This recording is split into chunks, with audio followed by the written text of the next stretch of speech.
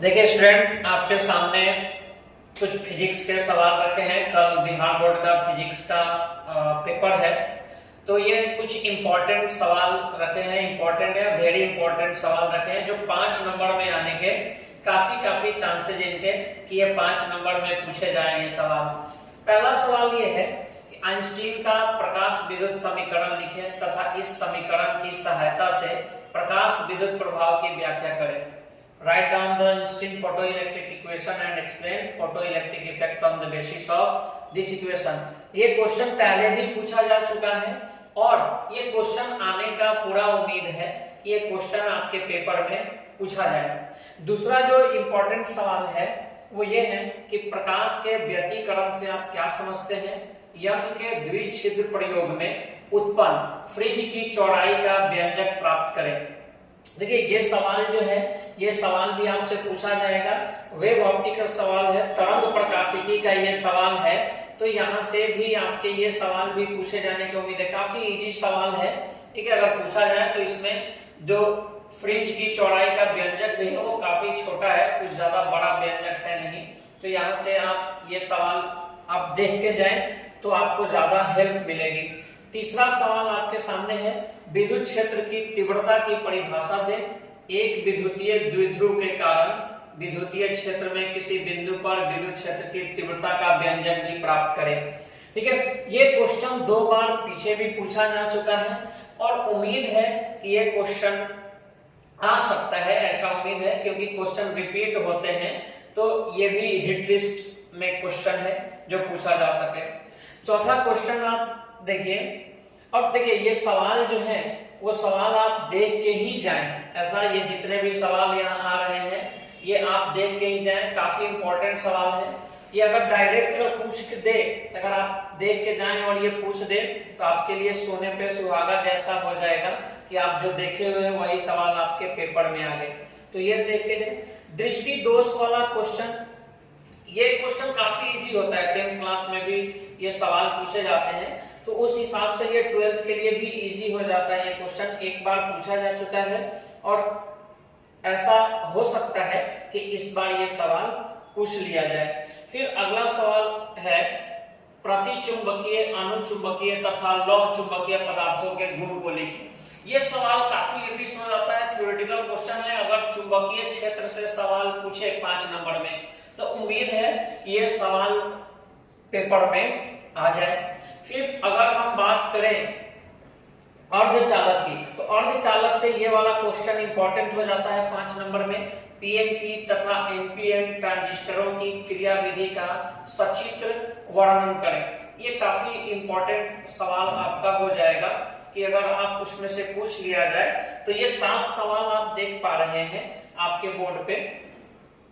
ये इन सवाल में से आपको पूछा जा सकता है।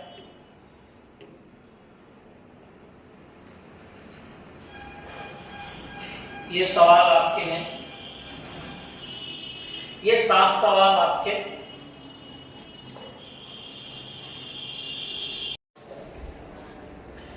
अब देखिए ये 8वां सवाल आपके सामने यहाँ पे है। एक स्वच्छ चित्र द्वारा खगोलीय दूरदर्शी की रचना एवं क्रिया का वर्णन करें। इसकी आवर्धन क्षमता की गणना करें।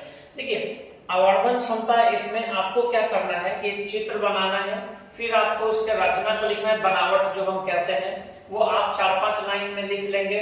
फिर बनावट के बाद इसकी रचना किस प्रकार की, क्रिया किस प्रकार से करता है वो आप कार्य विधि लिख करके आप वो भी 5-7 लाइन में लिख लेंगे। और फिर आपको आवर्धन निकालना है इसका, खगोलीय दूरदर्शी का केवल आवर्धन। आप केवल आवर्धन निकाल के छोड़ दीजिएगा। अनंत और डी के कारण नहीं पूछ रहा तो आप केस मत बनाइएगा उसमें कि डी पे रखा हुआ है कि अनंत पे रखा हुआ है, प्रतिबिंब बन रहा है, उसका आप चर्चा मत कीजिएगा। वो केवल इसके आवर्धन पूछ रहा है, आवर्धन तक ही रहने दीजिएगा। ये जो 9 नंबर का सवाल आपको दिख रहा है ये सबसे इंपॉर्टेंट सवाल है। ये सबसे इंपॉर्टेंट सवाल है कि ये 6 सवाल दिए हुए हो तो एक पतले लेंस के लिए ये सूत्र जो है 1/f = μ - 1 into 1/r1 minus 1/r2। ये सवाल आपसे पूछ लिया जाए पतले, इसको हम लोग लेंस मेकर फॉर्मूला कहते हैं। लेंस मेकर सूत्र किसको कहा जाता है? तो लेंस मेकर सूत्र, ये 95% उम्मीद है ये लेंस मेकर सूत्र आपसे पूछ लिया जाए। ये क्वेश्चन सबसे ज्यादा इंपॉर्टेंट क्वेश्चन अगर हम बात करें जिसका उम्मीद है कि एकदम आने ही वाला है, वो ये वाला क्वेश्चन है जो आने ही वाला है। ये भी क्वेश्चन काफी इंपॉर्टेंट है, ये भी क्वेश्चन पूछा जा सकता है, लेकिन इसका प्रोबेबिलिटी बहुत हाई है कि ये क्वेश्चन आपके बोर्ड में पूछा जाए। ये दीजिएगा, ये केवल आपका ये लेंस सूत्र पतले लेंस के लिए पूछा जाता है। तो ये क्वेश्चन आपके इंपॉर्टेंट सवाल है। 9 क्वेश्चन अभी आपके यहाँ पे हुए हैं, और भी कुछ सवाल हैं जो हम यहाँ पे डिस्कस करते हैं, देखते हैं उनको। देखिए ये जो 10वां सवाल है, ये आपके पेपर में आएगा सवाल। देखो ये अगला सवाल आपका 10 नंबर आप देख लीजिए। निरक्षीय स्थिति में किसी क्षण चुंबक के कारण चुंबकीय क्षेत्र के लिए व्यंजक प्राप्त करें। ये यहाँ से 2 सवाल बनते हैं, एक निरक्षीय स्थिति में बनता है, एक अक्षीय स्थिति में बनता है। तो यहाँ पे हम निरक्षीय स्थिति वाले को दिए हुए हैं, अक्ष वाले भी सवाल आ सकते हैं, लेकिन मुझे ऐसा लग रहा है कि अक्ष से ज्यादा निरक्षीय वाले सवाल पूछे जाएं। तो आप ये सवाल भी देख के जाएं। Find out the expression for magnetic field due to a bar magnet at equator. Equator और एक्सिस पे पूछे जाते हैं। हम इसमें इक्वेटर वाले सवाल को डाल रखे हैं। मुझे लग रहा है कि ये सवाल पूछा जाए अक्ष से ज्यादा। अक्ष वाले भी आप देख सकते हैं, तो देख लीजिए एक बार ऐसे ऐसे ऊपर से, ठीक है। लेकिन ये सब सवाल आप देख के ही जाएं, उम्मीद है कि ये सवाल आए। अगला इंपॉर्टेंट सवाल जो है वो है अवतल सतह के लिए दिए गए सूत्र को स्थापित करें। यहां से भी 2 चीज होते हैं, establish the given formula for a concave surface. यहां से कॉनकेव सरफेस और कॉन्वेक्स सरफेस दोनों के लिए पूछा जा सकता है। कॉनकेव और कॉन्वेक्स दोनों के लिए पूछा जा सकता है। उत्तल और अवतल, देखिए उत्तल या अवतल सेम फार्मूला होता है, μ2 - μ1/r = μ2/v - μ1/u। ये सवाल भी आपके पेपर में पूछा जा सकता है। तो उत्तल और अवतल दोनों का देखें, लेकिन मुझे उम्मीद है ऐसा कि अवतल वाले ही सवाल पूछ ले। दोनों के फार्मूला सेम है तो कोई दिक्कत नहीं है, आप देख सकते हैं। ये वाले सवाल, फिर 12वां नंबर वाला जो सवाल है ये इंपॉर्टेंट हो जाता है। तरंग सिद्धांत के आधार पर प्रकाश के परावर्तन के नियमों को स्थापित करें। काफी छोटा है डायग्राम इसका, अगर आप देख लेंगे ये जो सवाल है वो काफी छोटा डेरिवेशन होता है। अच्छा, कोई भी डेरिवेशन करने से आप डायग्राम और उससे जुड़े चीजों को लिखना ना भूलें, तभी आपको फुल मार्क्स मिलेंगे। चीजें छोड़ देंगे फुल मार्क्स फिर नहीं मिलेगा। Establish the laws of reflection of light on the basis of wave theory. ये सवाल जो है वो काफी है, डायग्राम आप देख लीजिएगा तो ये सवाल बन जाएंगे, इसमें कोई दिक्कत नहीं होगा। बस डायग्राम बढ़िया से देख के जाइए इसका। फिर ये संयुक्त सूक्ष्मदर्शी की आवर्धन क्षमता के लिए व्यंजक प्राप्त करें।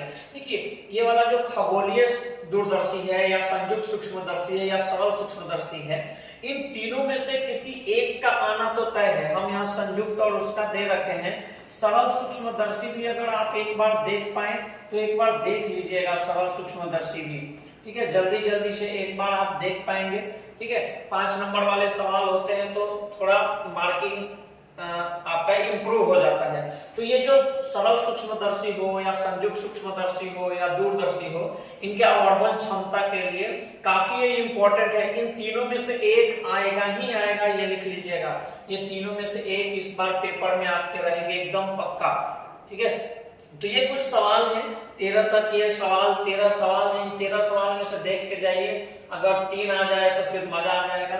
आपको तो 3 ही करने हैं, ठीक है। और ये काफी इंपॉर्टेंट, बहुत इंपॉर्टेंट सवाल है, इनको देख के जाएं। भले आप और भी चीजें देखें या पढ़ें कुछ भी, लेकिन ये 13 सवाल आप देख के जाएं कल के पेपर के लिए। धन्यवाद।